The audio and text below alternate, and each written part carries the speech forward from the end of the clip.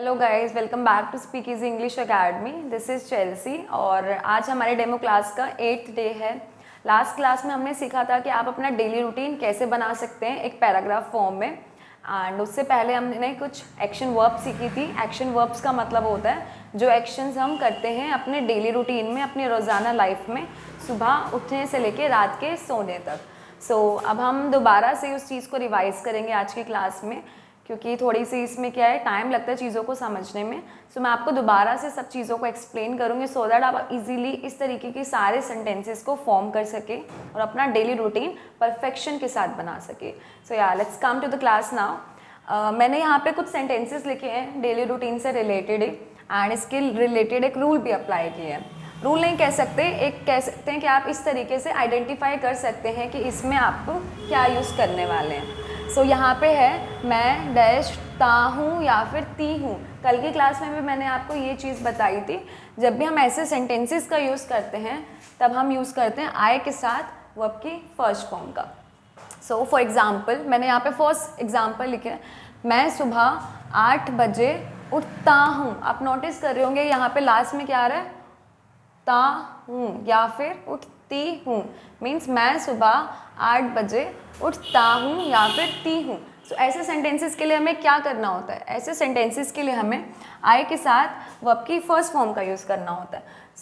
आई हमने पिक कर लिया। अब यहाँ पे वर्ब क्या आ रही है, उठता हूँ। उठता हूँ मीन्स उठना। उठने को हम इंग्लिश में क्या कहते हैं, उठने को हम इंग्लिश में कहते हैं वेकअप। तो आप लिख देंगे यहाँ पे वेकअप, आई वेकअप। अब यहाँ पे क्या लिखा हुआ है, सुबह 8 बजे।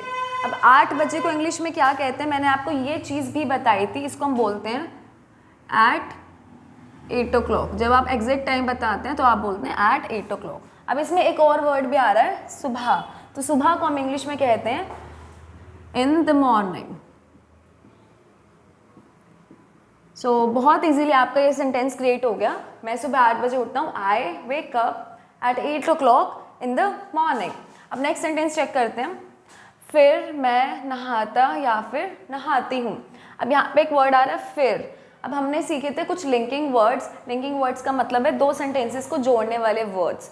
And I hope you remember, फिर को हम इंग्लिश में देन कहते हैं। यहाँ पे क्या आ रहा है, मैं नहाता हूँ या फिर मैं नहाती हूँ।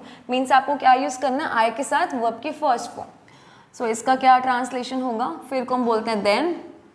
इसके बाद आप फिर से यूज़ करेंगे आई, और आई के साथ वर्ब की फर्स्ट फॉर्म। अब नहाने की वर्ब की फर्स्ट फॉर्म क्या होती है, इसको हम कहते हैं टेक बाथ। आप बोलते हैं then I take bath, that's it. और कुछ नहीं है यहाँ पे। आपने इन दो सेंटेंसेस को इस वर्ड से लिंक किया एंड देन आपने आई के साथ वर्ब की फर्स्ट फॉर्म का यूज़ किया, that's it, simple. And next sentence देखते हैं, उसके बाद मैं नाश्ता करता हूँ या फिर नाश्ता करती हूँ। मैं नाश्ता करता हूँ या फिर नाश्ता करती हूँ। अब यहाँ पे एक वर्ड आ रहा है उसके बाद। अब उसके बाद को इंग्लिश में हम क्या कहते हैं, ये भी मैंने आपको बताया था। उसके बाद को इंग्लिश में हम कहते हैं आफ्टर दैट। तो इसकी ट्रांसलेशन क्या होगी, आफ्टर दैट।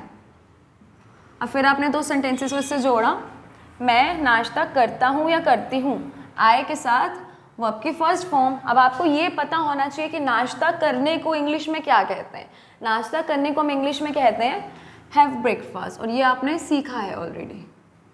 नाश्ता करने को हम हैव ब्रेकफास्ट कहते हैं, लंच करने को हैव लंच कहते हैं, डिनर करने को हैव डिनर कहते हैं, और शाम का नाश्ता करने को हम हैव इवनिंग मील कहते हैं।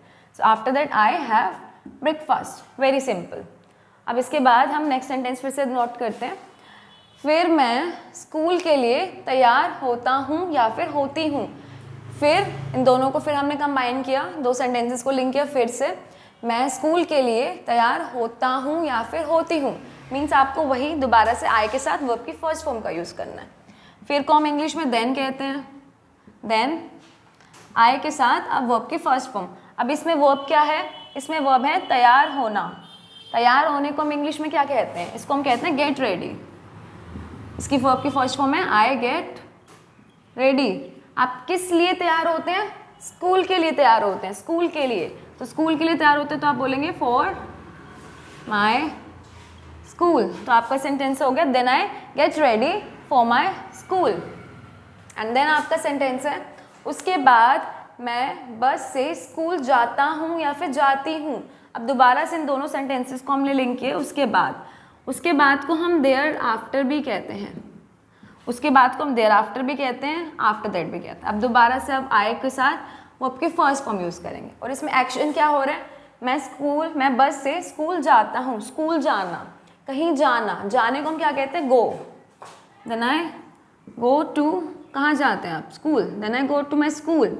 अब कैसे जाते हैं, अगर जब भी हम व्हीकल्स की बात करते हैं, मैं बस से स्कूल जाता हूँ, मैं ट्रेन से वहाँ जाता हूँ, प्लेन से वहाँ जाता हूँ, तो जब भी आप व्हीकल बताते हैं तो उसके लिए ये वर्ड आता है बाय बस। तो आपका सेंटेंस हो गया there after I go to my school by bus. And then next sentence हम देखते हैं, लगभग 2 बजे मैं घर वापस आता हूँ या फिर आती हूँ। लगभग 2 बजे मैं स्कूल से घर वापस आता हूँ या फिर आती हूँ। अब लगभग 2 बजे को ये है टाइम का पार्ट, इसको हम बोलते हैं अराउंड। जब हमें फिक्स नहीं होता, क्लियर नहीं होता, तब आप पिक करते हैं अराउंड 2 o'clock मैं घर वापस आता हूँ या आती हूँ।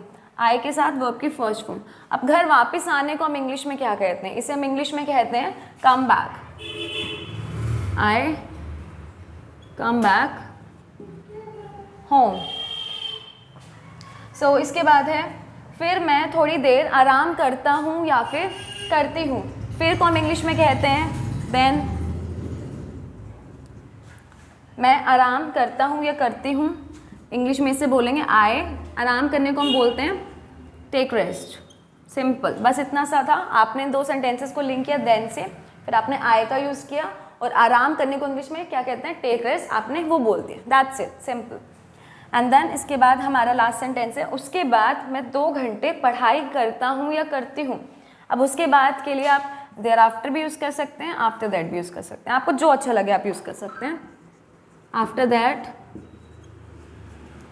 मैं 2 घंटे पढ़ाई करता हूँ। अब जहाँ पे आ रहा है 2 घंटे, 3 घंटे के लिए पढ़ाई करता हूँ, 3 घंटे खेलता हूँ, तो मैंने कल इस चीज़ के लिए बताया था।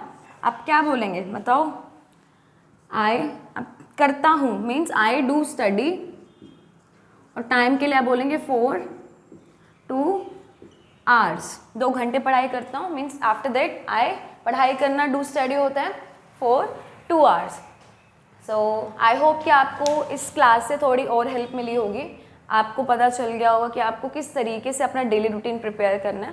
पहले आपको इसी तरीके से सेंटेंसेस लिखने हैं एंड बहुत इजीली इसी रूल के साथ साथ आप इसे ट्रांसलेट करेंगे। बहुत इजीली आप इसे ट्रांसलेट कर पाएंगे, बहुत सिंपल है। So yeah, that's it for today's class and thank you for joining us. Have a nice day.